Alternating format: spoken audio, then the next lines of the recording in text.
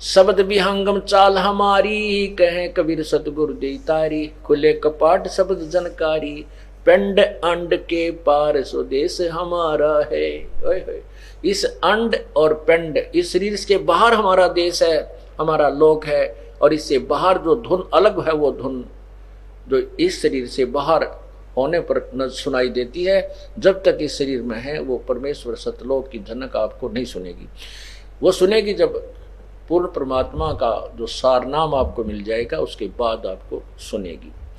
लेकिन उसको सुनने मात्र से मोक्ष नहीं है, ये तो प्रतीक है कि हमारी भक्ति चल रही है, बस इतनी सी बात। और ये क्या करते हैं कि कान आंख बंद करके 2.5 घंटे सुबह 2.5 घंटे शाम धुन सुनो, बस क्या बात कही, बड़ी धुन सुनती हैं, झिंगे बोल रहे। इसमें तो काल की धुन है ये सारी।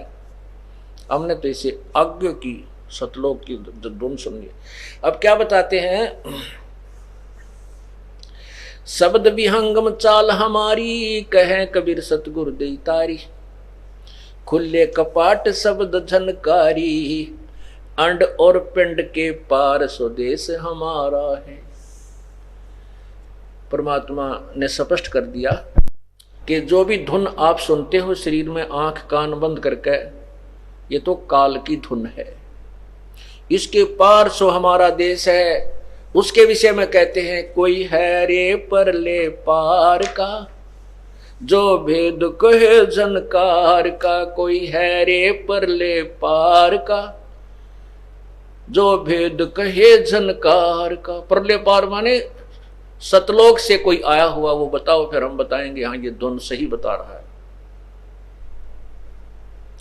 कोई है रे परले पार का, जो भेद कहे झनकार का। अब क्या गिनवाते हैं, वारही गोरख वारही दत्त, वारही धरु प्रहलाद अर्थ, वारही सुखदेव वारही व्यास, वारही पाराशर प्रकाश, वारही दुर्वासा दरवेश, वारही नारद सारद शेष। वार माने उर्ली साइड में, वारही उर्ली तरफ है। जैसे एक दरिया का परला पार होता है, एक उर्ली साइड में, अपनी साइड में, इधर की तरफ इंघे को कहते हैं वारही गोरख वारही दत्त। वारही गोरख, उर्ली साइड भी गोरख जी भी कितने बड़े सिद्ध पुरुष थे, तो भी वार हैं। और दत्त दत्तात्रेय जी ये भी वार ही हैं। वारही गोरख वारही दत्त, वारही धरु प्रहलाद अर्थ। धरु और प्रहलाद भी उर्ली पार है, इस अंड में ही है, काल के जाल में ही है, इससे बाहर नहीं है।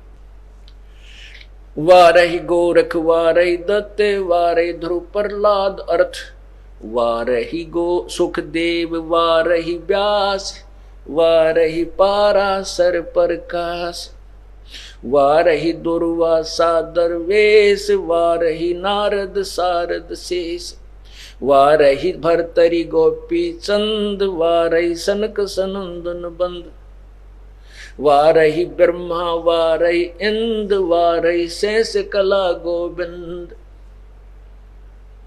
गोपी चंद भरतरी जैसे भी, जिनको हम कहते तो मुक्त हो गए, नहीं, चौथी मुक्ति प्राप्त है। और चौथी मुक्ति प्राप्त प्राणी भी दोबारा 84 लाख योनियों में आते हैं। वारही भरतरी गोपी चंद, वारही सनक सनंदन बंद, वारही ब्रह्मा वारही इंद्र, वारही शेष कला गोविंद। 1000 कला का भगवान यु काल ज्योति निरंजन भी उर्ली तरफ ही है। वारही शिव शंकर जो शंभ, यो शिव जी शिव भगवान भी कहते हैं, शिव शंकर भी उर्ली तरफ है। वारही शिव शंकर जो शंभ, वारही धर्म राय आरंभ, वारही धर्म राय धर धीर, परम धाम पहुंचे कबीर।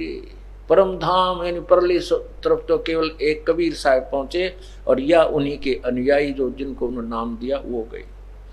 रग रग यजुश्याम अथर्व वेद, परम धाम नहीं लया वेद। ऋग्वेद यजुर्वेद सामवेद और अथर्ववेद, इनमें जो वर्णित विधि है उसके अनुसार साधना करने वालों को भी परले पार का ज्ञान नहीं है। रग यजुर श्याम अथर वेद, परम धाम नहीं लहा वेद। अलल पंख अगाध भेव, जैसे कुंज सुरती सेव।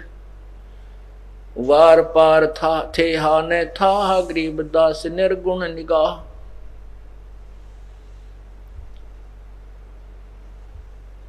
अब क्या बताया है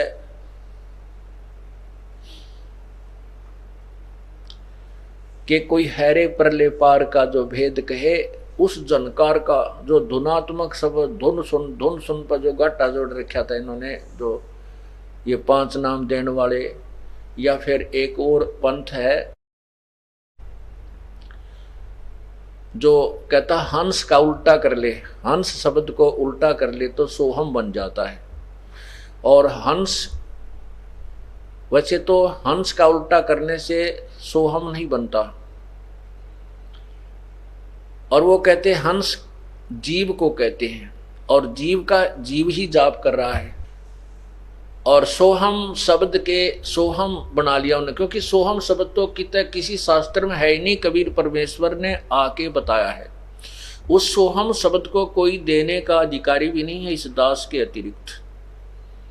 या परमात्मा स्वयं आए थे, या उनके जो संबंधित संत थे उस समय, जैसे आदरणीय धर्मदास साहिब जी, आदरणीय गरीबदास साहिब जी, आदरणीय नानक साहिब जी, आदरणीय मुल्कदास जी, आदरणीय दादू साहिब जी, आदरणीय गीसा साहिब जी, ये सोहम नाम दे सकते थे, लेकिन इनको देने का अधिकार नहीं था। इनको केवल स्वयं ही जाप करना था। और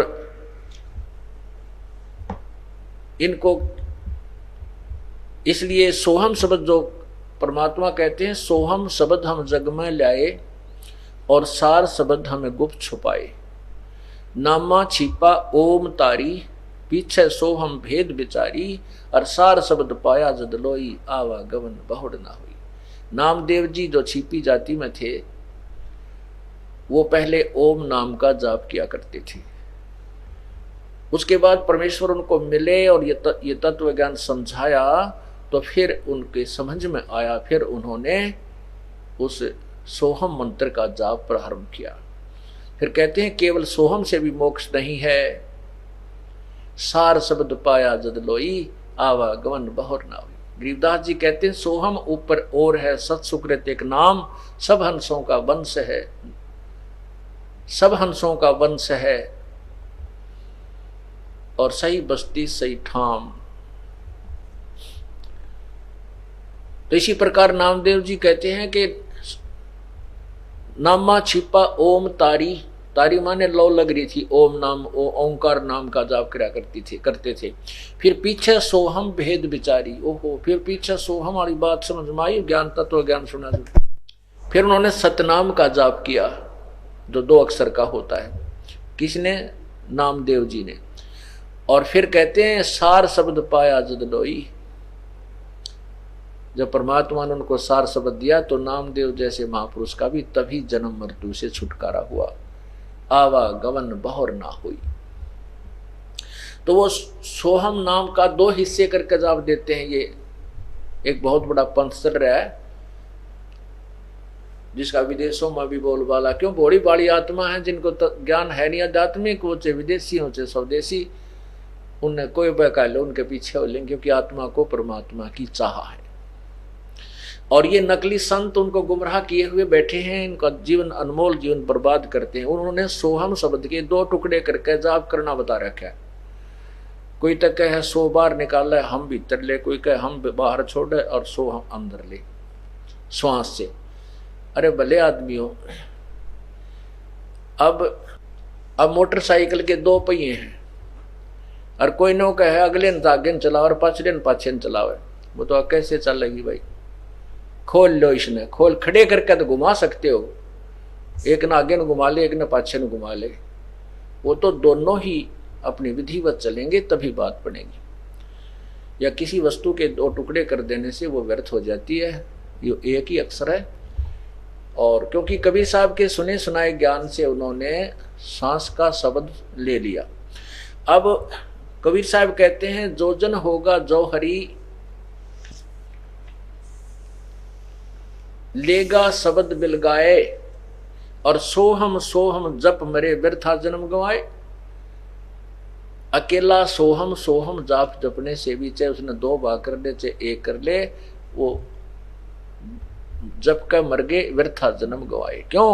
क्योंकि सार शब्द जब तक नहीं मिलेगा वो जीवन व्यर्थ है, वो मोक्ष नहीं हो सकता। तो कहीं भी